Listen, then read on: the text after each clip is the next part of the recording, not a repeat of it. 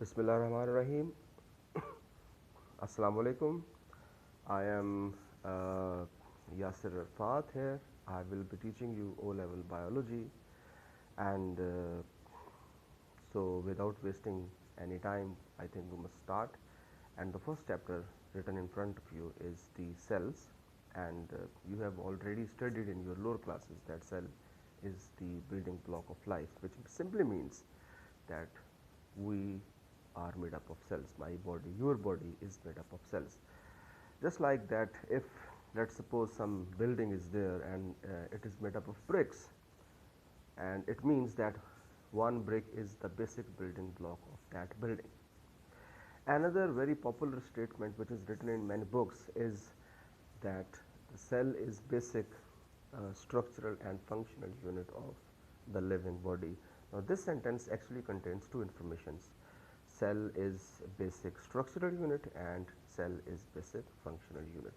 Now structural unit means that every inch of the body, every structure in my body, in your body is made up of cells.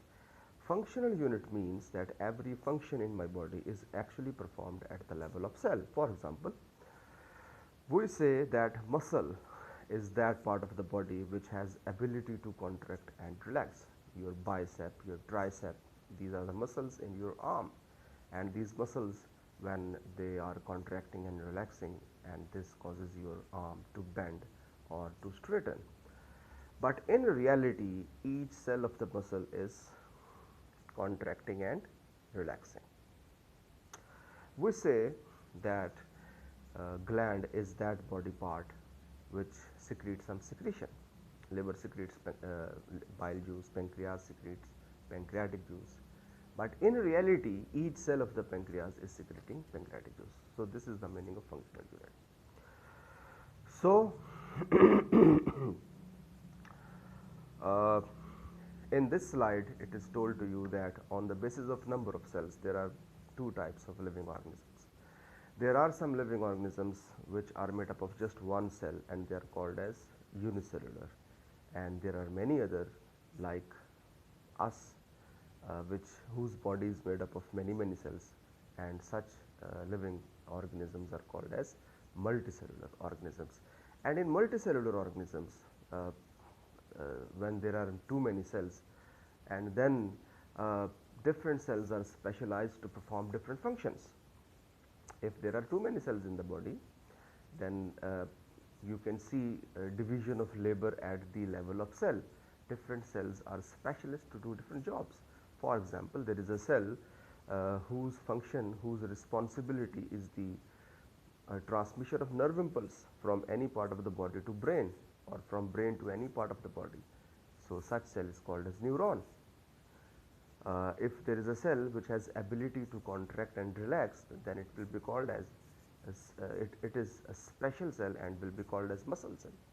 So in multicellular body, different cells are specialized to do different jobs. This is in front of you. This is a typical animal cell, and the boundary of animal cell, as you can see here, is called as cell membrane. And the most prominent structure inside the animal cell is nucleus. Then we have a fluid between nucleus and cell membrane. This is called as cytoplasm, and there is also a fluid inside the nucleus which is called as nucleoplasm, and nucleoplasm plus cytoplasm is equal to protoplasm. Protoplasm means that overall fluid inside the cell is protoplasm. It is of two types. That protoplasm which is inside the nucleus is called as nucleoplasm, and that protoplasm which is found between nucleus and cell membrane is called as cytoplasm. Then we have some other structures as well. These are called as mitochondria. And let me tell you one thing. Inside of the animal cell is a big sea of many structures. But the thing is, as we are O-level students, so we have to stick with the syllabus requirements very strictly. So we are not going into irrelevant things. We will follow syllabus strictly. So we will see only those structures inside animal and plant cells which are part of our syllabus. But there are many other structures which are not included in the syllabus, and definitely we are not going to see these structures. These structures will be seen in higher level, I mean A level. So, this is a typical plant cell, and through this picture you can easily differentiate plant cell from animal cell. You can see here in plant cell around cell membrane there is an extra boundary which is called a cell wall, and there is in animal cell the most prominent structure is nucleus, but in plant cell the most prominent structure is vacuole. You can see here vacuole is much larger than nucleus. Cytoplasm is also there, mitochondria also there, and another thing which is different, which is not present in animal cell and it is present in plant cell, is the chloroplast.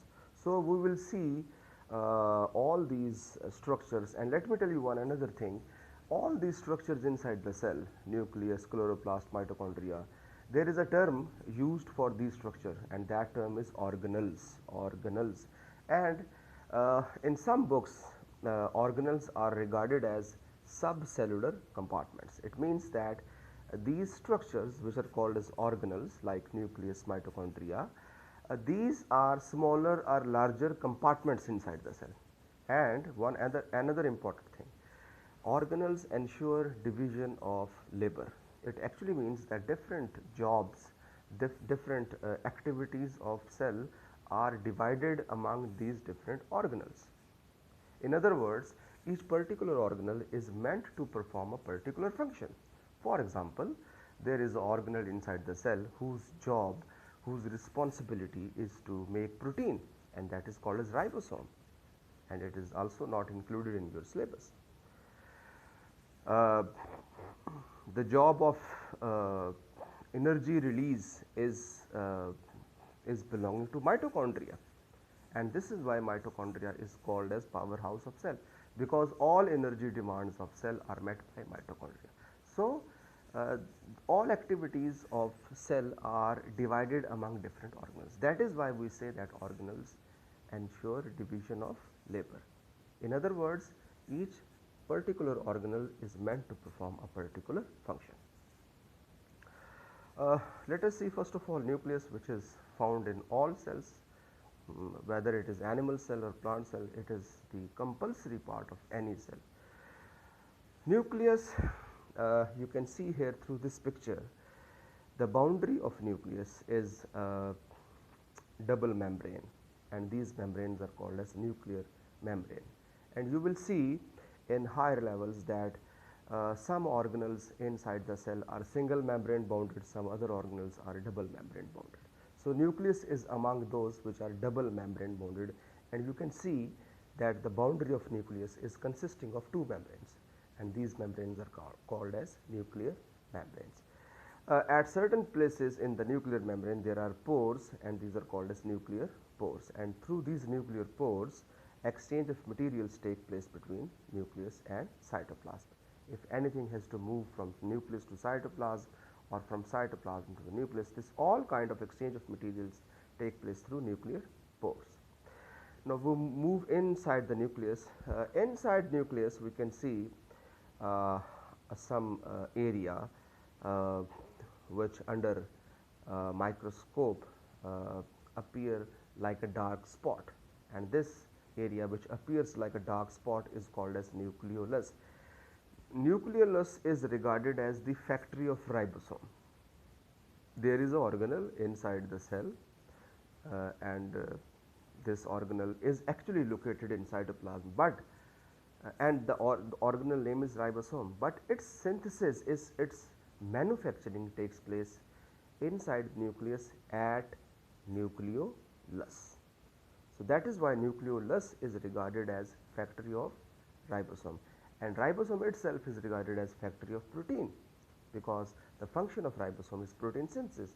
So, what does it mean that ribosomes are formed at nucleolus inside the nucleus, and after formation ribosomes will move through nuclear pores into the cytoplasm, and then they will permanently live there in cytoplasm, and in cytoplasm they are doing the job of protein synthesis.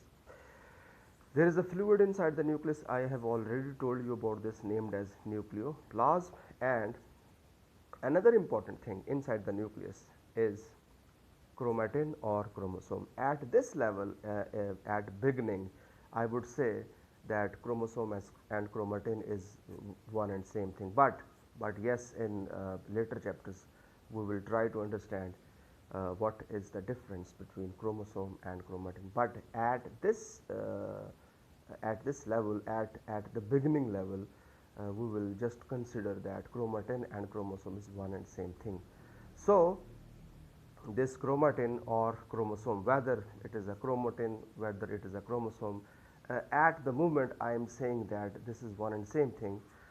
So whether it is a chromatin or a chromosome, it is made up of DNA and protein. And you have seen, I hope you have seen DNA. It is double helical structure. It is made up of two strands which are highly coiled around each other.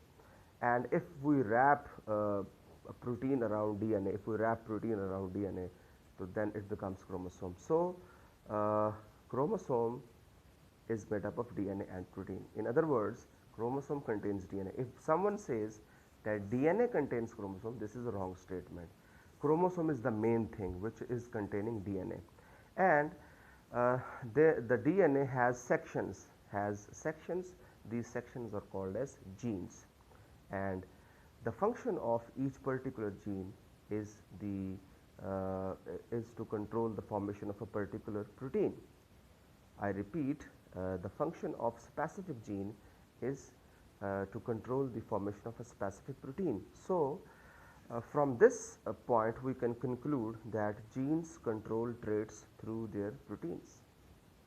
Let's suppose if there is a gene which is responsible for tallness, so then what the gene will do? Gene will not stretch your body to make you tall. That particular gene will make a particular protein actually, and that protein will do something. It will increase the growth rate and whatever it will do, and ultimately you will become a tall man. So genes control traits through their proteins. Next thing is cell membrane, which is the ultimate and only boundary around animal cell, but yes, in plant cell it is second in position after cell wall, because the outermost boundary in plant cell is cell wall. Now first point you can see here about cell membrane is partially permeable. Partially permeable means that through cell membrane some particular molecules can pass through while other molecules cannot pass through cell membrane. So it is selectively or partially permeable. It allows some molecules to pass through it while it does not allow some other molecules. Generally at this level I will say smaller molecules can easily pass through, oxygen molecule, water molecule, smaller molecules can easily pass through cell membrane, while larger molecule larger carbohydrate molecules, larger protein molecules, fat molecules cannot pass through cell membrane. So this is the second thing about cell membrane is this is basically the explanation of first point. Some chemicals can pass through this barrier and cells can control what comes in and out. So this is basically the elaboration of the first point. And the third point is it acts as a boundary between internal and external environment of the cell. Yes, this is a fact that this is, and especially in animal cell, it is the only boundary which is separating internal environment of the cell from its external environment. And the last point, you will better understand this last point when we will see next chapter about diffusion and osmosis. And in this chapter you will learn that diffusion does not need cell membrane to take place, but osmosis and active transport takes place through cell membrane only. For osmosis and active transport to occur, cell membrane is a compulsion, but for diffusion, cell membrane is not a compulsion. So I hope you understood. Cytoplasm, as I told you in the start of this video, that it is a fluid which is basically found between between cell membrane and nucleus. And if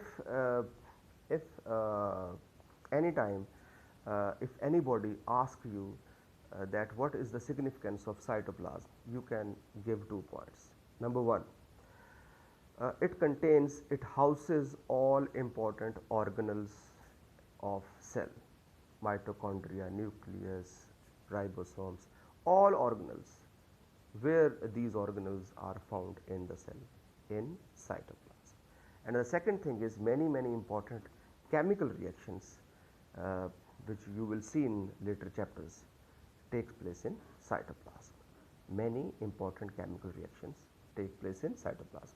So these are two important points you can give if you are asked to write down the significance of cytoplasm. So you have these two important points. Number one, cytoplasm contains all important organelles of cell, and the second point is many important chemical reactions take place inside cytoplasm. Now this is very important organelle. Uh, this organelle named as mitochondria is a specialist for a process named as aerobic respiration.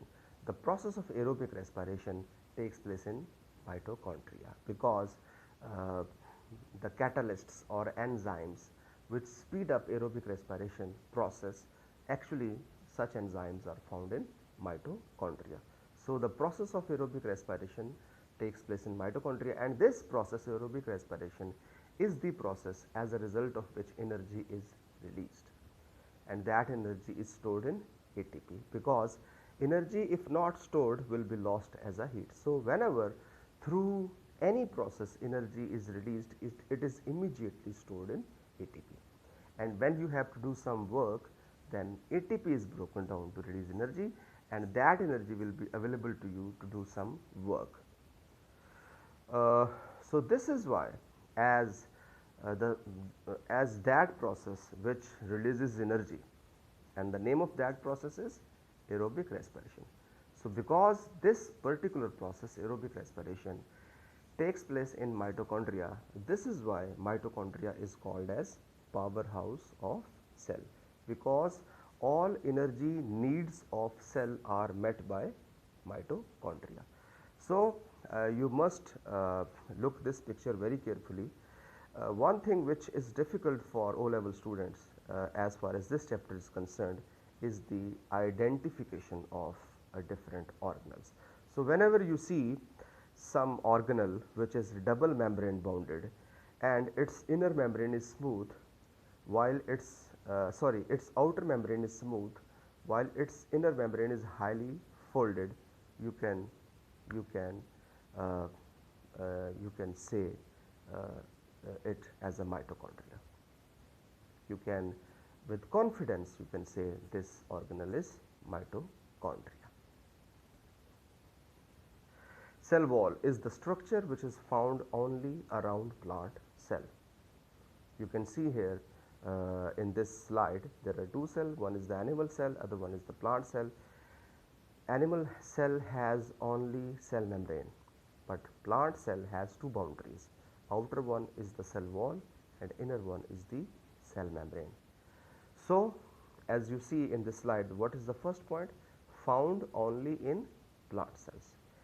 Second point is about the composition of cell wall, that of what material it is made up of.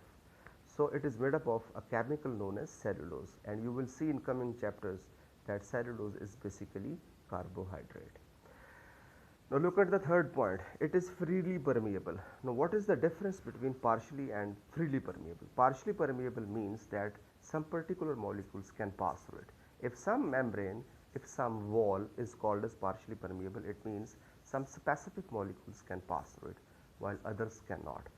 But if some membrane or some wall is fully permeable, it means that all kinds of molecules can pass through it. So freely permeable or fully permeable means that all kinds of molecules can pass through it. Now as far as whenever you are asked to write down the functions of cell wall, so the points are as follows. It supports cell, it gives definite shape to the cell, whatever the shape of cell is, whether it is circular, rectangular shaped, the shape of cell is determined by cell wall. Next point is cell wall protects cell against osmotic lysis. Osmotic word derived from osmosis, and lysis mean breakdown or rupturing or bursting. So whenever water enters cell by osmosis, and if too much water enters cells, cell may rupture or it may burst, but if it is a plant cell, it will not burst due to cell wall. So cell wall prevents bursting of the cell whenever too much water enters cell. Now last point is related to the second last point.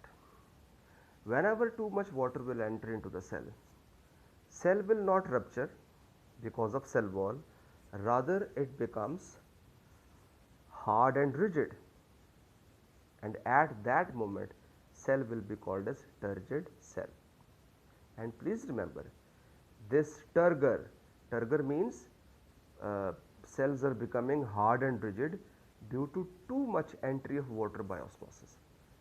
So this the cells becoming turgid, this phenomenon is called as turgor, and this turgor is very important in providing support to the soft parts of plant. The soft parts of the plant like petiole of leaf, like the pedicel of flower, these cells for support are dependent on one thing, that their cells must be fully turgid. If their cells are full of water, inflated, swollen, hard and rigid, then such soft parts will have support. If cells have lost water, if water moves out of the cell and cells shrink, then the soft parts of the plant will lose support. There will be no support in soft parts of the plant. So that is why this is written here, that turgor is very important in providing support to soft parts of plant.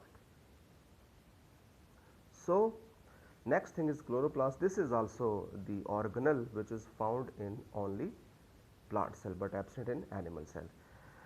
The important thing about this, or this is also just like nucleus, just like mitochondria, this is also one of the double membrane bounded organelle. It has two membranes as a boundary, outer and inner membrane, and you can see inside the chloroplast there are membranous sacs in piles, just like the coins are present in the form of a pile. So there are membranous sacs in piles, and these membranous sacs are called as thylakoids. These membranous sacs are called as thylakoids, and these are the thylakoids which contain chlorophyll. So we can simply say that chloroplasts contain chlorophyll, but if someone asks you the precise location of chlorophyll in chloroplast, you will say that chlorophyll is found in thylakoids of chloroplast. And if you can remember, the function of chlorophyll is to trap light energy. So you can very easily understand that for which process chloroplasts are specialist, for the process of photosynthesis. So just like which process takes place in mitochondria, or for which process mitochondria are responsible, or for which process mitochondria are specialist, the answer is aerobic respiration. So if anybody asks me for which process chloroplasts are specialist, the answer is process of photosynthesis, and it is that process which requires light energy, and the substance which traps light energy is also present in chloroplast, and that substance is chlorophyll. So I hope you understood that because chloroplast contains chlorophyll, this is why the process of photosynthesis takes place in chloroplast. Now vacuole is also that structure which is found in plant cell only, and it is absent in animal cell, and it is much larger than nucleus. So this is why I already told you that the most prominent structure, the most prominent organelle in animal cell is the nucleus, but the most prominent structure in plant cell is vacuole because it is much larger than nucleus, and it is such a larger organelle that due to presence of vacuole in the cell, nucleus is pushed at periphery, at the marginal area of cell.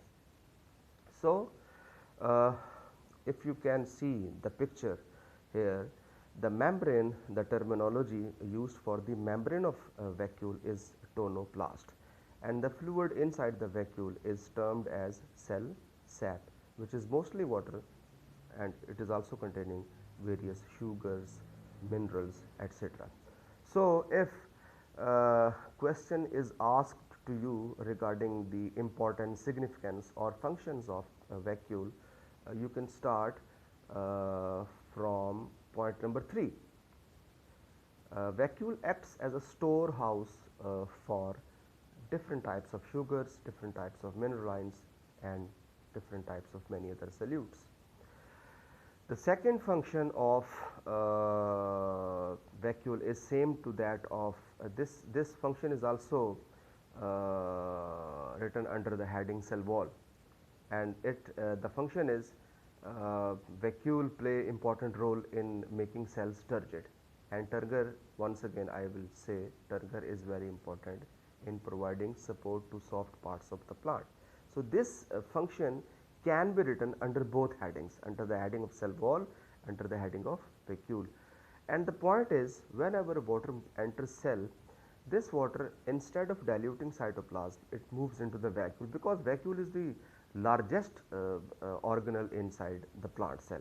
So, most of the water, much of the water will move into the vacuole, and the vacuole start filling with water, and it start increasing in size, and a time will come when the vacuolar membrane, which is called as tonoplast, is pushing cell membrane, and cell membrane is pushing cell wall, and cell wall will extend a little, but it will not break, it will not rupture, because it has some strength, and at that moment cell will not rupture, but it will become hard and rigid, and at that moment cell will be called as turgid cell.